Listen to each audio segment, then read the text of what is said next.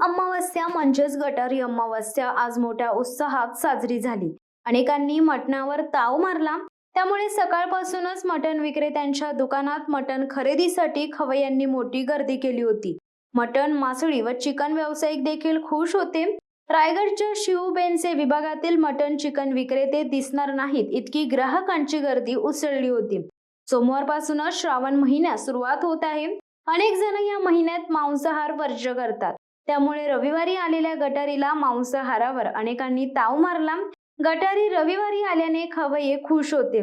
काही जणांनी शुक्रवारी देखील मांसाहारावर ताव मारला।